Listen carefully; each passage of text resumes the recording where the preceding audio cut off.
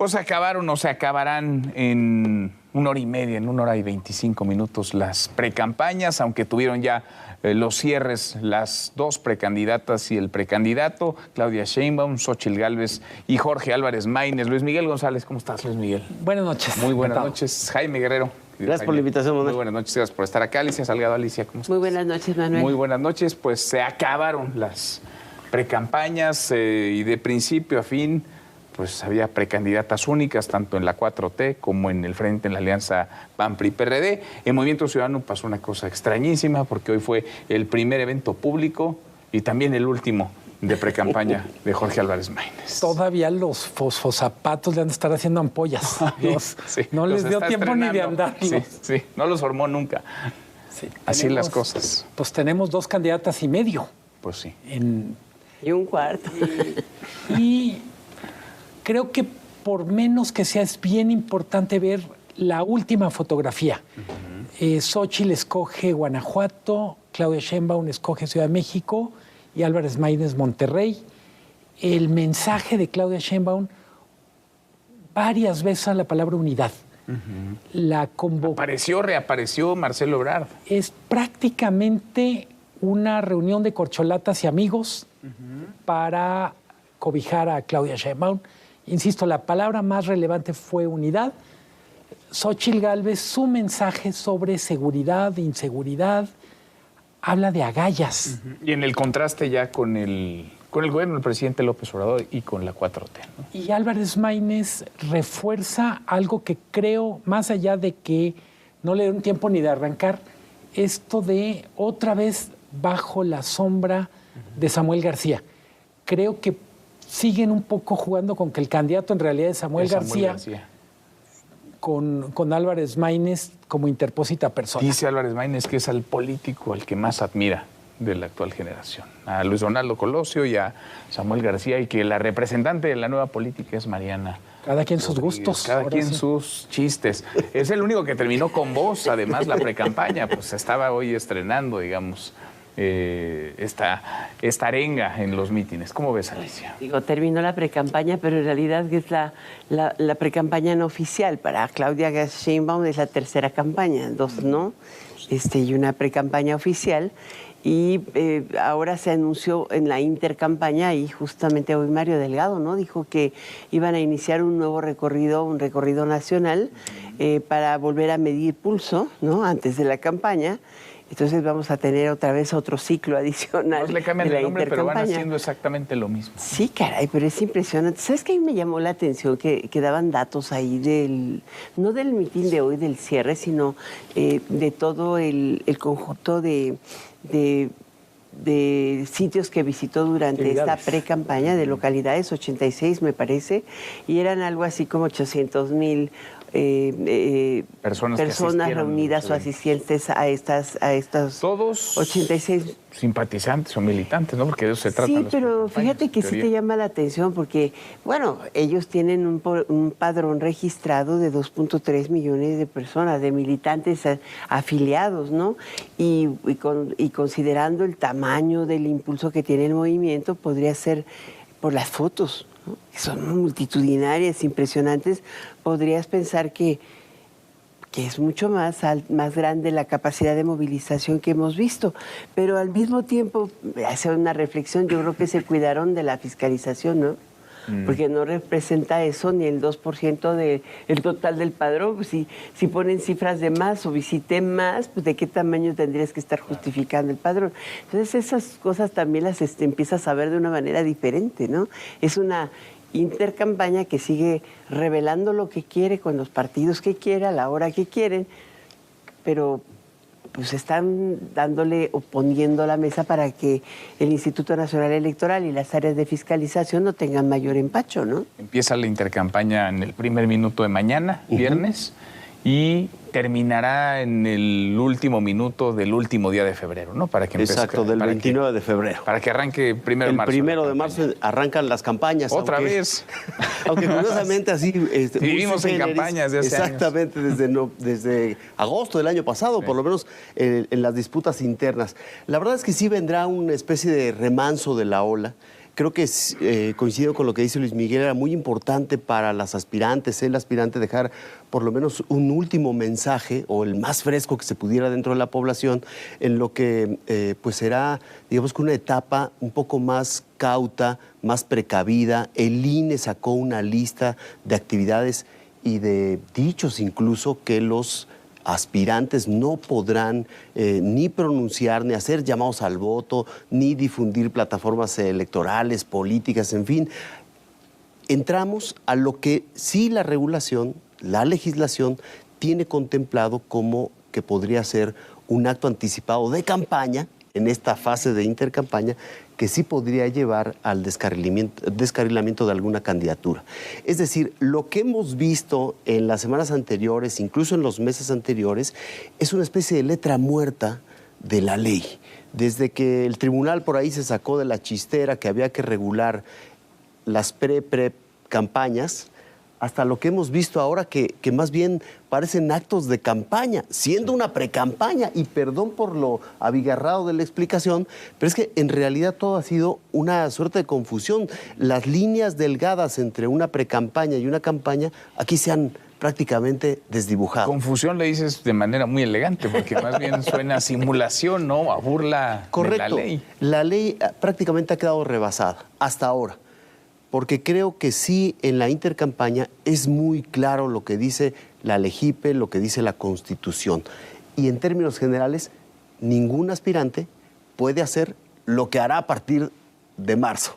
Pues sí, pues sí. Una de las cosas más importantes es que prácticamente se queda solo en el escenario el presidente y, en teoría, tenemos al INE tratando de, vamos a decir, de domesticarlo. En este periodo de silencio estratégico de las candidatas y el candidato, se queda el escenario para el presidente. Creo que ya sabemos lo que va a hacer y va, en parte con razón, va a decir, es que el INE me quiere limitar mi libertad de expresión. El INE va a hacer circo, maroma y teatro para no confrontarse, pero al mismo tiempo mandar el mensaje que no está pintado. Creo que uno de los, literalmente, vamos a pasar de la atención a las candidatas a la atención y tensión entre el presidente y el INE. O sea, sí va a haber, digamos, una baja en la información, por supuesto, de las candidatas y el candidato, en la efervescencia también, porque de pronto las precampañas al inicio eran lo mismo que ya habíamos visto, luego quizá esta semana hubo un pico, bajará otra vez y después la ola subirá. Yo no estoy muy segura de ello, porque las precampañas se cierran para los candidatos presidenciales, pero no para los candidatos a las gubernaturas, y mucho menos. Ahí eso sigue los calendarios electorales de cada uno de los estados, de los 10 donde habrá gobernador, pero también recuerda que hay prácticamente una sustitución de casi más de la mitad de los municipios de este país, y la precampaña ahí se inicia de una manera diferente. Pero ahí acabaron, ¿no? A ver, en Ciudad de México ya acabó el 3 de enero. Apenas estás viendo a Morena hoy dar a conocer la lista de candidatos a presidentes municipales en Chiapas, por ejemplo. Chiapas tiene gobernador, y pues la primera visita que va a hacer Claudia para arropar al gobernador y a los candidatos municipales de Morena en Yucatán y en Chiapas, ¿no? Es que se supone que para eso eran las precampañas, ¿no? Para elegir candidatos. No, pero hoy no está siguiendo un calendario nacional, está siguiendo el calendario local. Y entonces el INE, ¿qué puede decir ahí? Pero ya no hay más precampañas, ¿o sí? Bueno, lo que pasa es que tenemos que diferenciar los distintos estatus. Es decir, la campaña o el proceso electoral federal tiene su propio calendario, diferente a los calendarios de las estado. Elecciones que van a renovar su gubernatura. La Ciudad de México, por ejemplo, va a la par de la campaña o del proceso federal. Pero el caso de, recuerdo ahora... Bueno, a ver, en Ciudad de México Tabasco la precampaña terminó el 3 de enero. Veracruz. 3 de enero terminó la precampaña. Por eso es que no se sube ya el templete Clara Brugada, por ejemplo. Correcto. Pero empezará la campaña el 1 de marzo, al igual que el proceso federal. Pero otras entidades están desfasadas. O pudieron haber terminado o pudieron haber concluido sus precampañas antes de esta fecha, o van a iniciar sus campañas incluso en abril. O después. O después. En efecto, las candidatas o el candidato van a aprovechar esos escenarios, pero me parece que tienen que ser especialmente cuidadosos con lo que digan, con las manifestaciones, con las declaraciones. Van a seguir en los medios, pueden dar entrevistas, van a seguir en las pueden entrevistas, debatir. Pueden estar en una mesa de hacer análisis. propuestas. Podría estar alguien Podrían estar aquí, pero solo una, dice la ley. No pueden estar dos, porque eso ya parece un debate.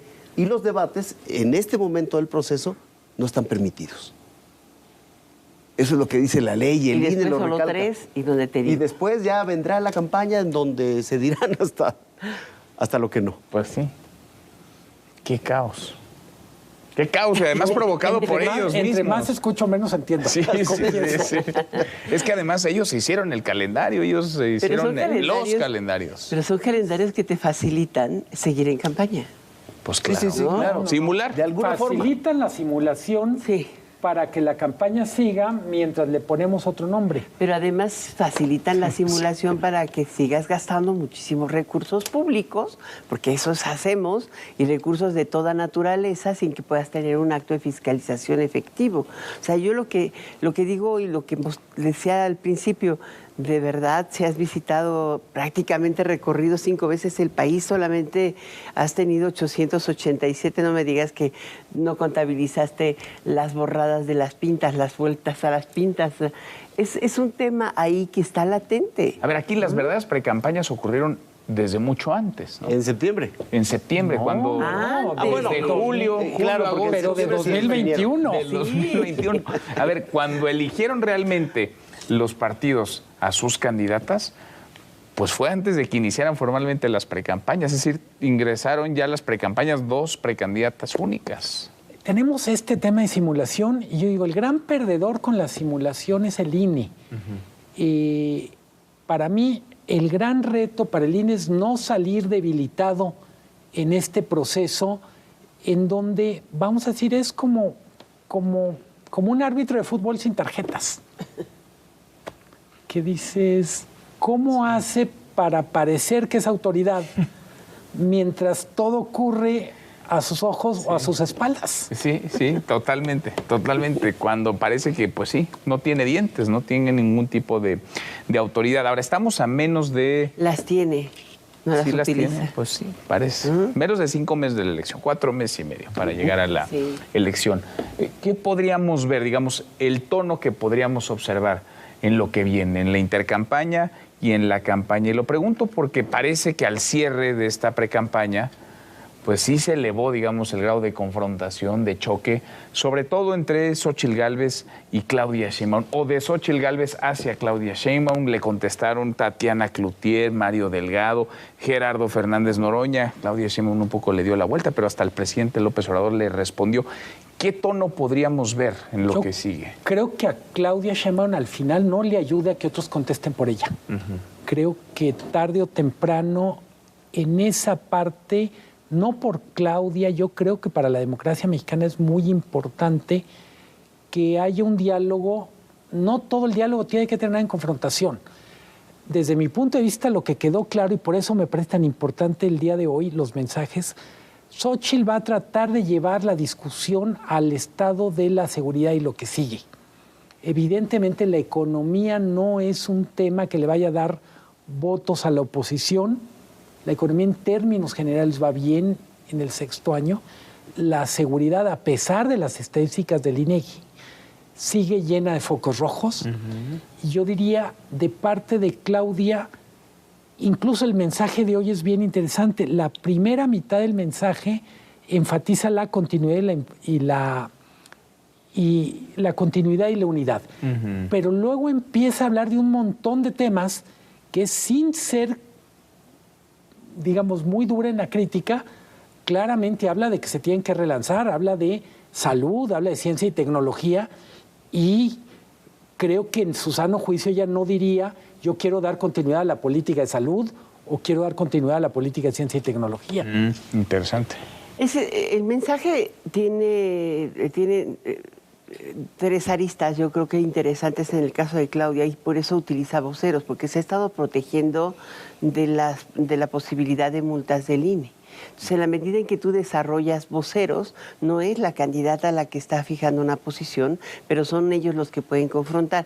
Esta circunstancia yo creo que va a ser un poco más difícil para Xóchitl, porque yo creo que en la última semana y media, a raíz de los tristes acontecimientos ocurridos con el caso de Coahuila y estas cosas, ella marcó una diferencia y de pronto empezamos a escuchar hasta de la comentocracia en general, como le dicen por ahí, que ya se notaba de nueva cuenta ella, que había retomado el liderazgo y el brío, y lo hace confrontando no a Claudia, confrontando al presidente. Esa es su decisión, está confrontando las políticas que él pone. ¿Qué es lo que la llevó a la candidatura presidencial? Exactamente.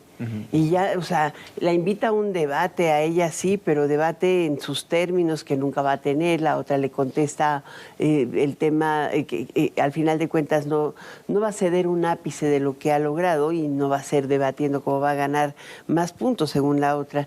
Pero al final tú las ves a las dos contendientes y ves al candidato de Movimiento Ciudadano, Álvarez Maínez, perdido. No, perdido. Perdido, o sea, sí lleva una semana, tiene un mensaje claro, yo soy bueno, yo soy demócrata, estoy ahí, pero a mí me impulsan, ¿no? Tengo aquí a Dante, tengo a estos, pero decías, es tan pequeñito el Movimiento Ciudadano que lo viste ahí. Digo, no es capaz de salir ni a la macroplaza, pues. Y a mí los tenis me distraen. Yo no puedo ver ni oír nada más que pero los tenis. es que a este paso van a batallar para mantener el registro. Exacto, pero estás en Monterrey. Estabas en Monterrey. Pero, Alicia, tienes que con cuidar Luis cierta Donaldo forma. Colosio, que es el presidente municipal y el gobernador, y no llenaste ni la macroplaza. Claro. Eso es importante, pero en el tono del discurso tienes que cuidar cierta forma. Estamos en un momento de precampañas y saben de alguna forma que los consejeros electorales, por esta presión social, mediática, los están observando. Entonces yo sí creo que los aspirantes, las aspirantes, también han tenido que cuidar sus posicionamientos con todo lo que hemos mencionado aquí, que de pronto se brincan la barda, sí han tenido que contener. Esperémonos a la campaña, creo que ahí van a estar muchas cosas resueltas. ¿El tono de la campaña cómo lo ven? ¿Así? ¿De choque, de confrontación? Sí, absolutamente, aunque creo que Claudia Sheinbaum va a estar mirando hacia otro lado. No o sea, va a mirar digamos, a el Xóchitl. tono de la campaña puede darnos luz el discurso de Xóchitl el domingo en la Arena Ciudad de México, de contraste, de choque, de confrontación, y el de hoy de Claudia Sheinbaum de continuidad y unidad, y de algunos ajustes, nada de dar volantazos, ¿no? Sí. Más o menos en la ruta trazada. Me parece bien importante una cosa que señalaba Alicia, y tiene que ver con, vamos a tener mes y medio donde tenemos que ponerle más atención a lo local. Creo que lo local puede reforzar o va a marcar mucho la competencia. Habíamos dicho, es cierto que compiten Claudia contra Xóchitl, pero en buena medida sus posibilidades de competir dependen mucho de quienes nos acompañen en las candidaturas locales. Vamos a ver quién despunta. Al Congreso. Y cómo las cobijan. Pues sí. A ver cómo y al Congreso, porque totalmente. El presidente le está dando absoluta prioridad y le está coordinando la campaña de todos los aspirantes al Congreso. Y quiere... Finalmente, por eso los temas, las 5 iniciativas que pone desde el primero, porque son iniciativas de carácter político y las mismas candidatas están respondiéndole a esas iniciativas de carácter político. Serán o buscará que sean los ejes de la campaña. Luis Miguel, gracias. Gracias, Jaime, Alicia. Gracias, muchas gracias. Hasta mañana. Pásale.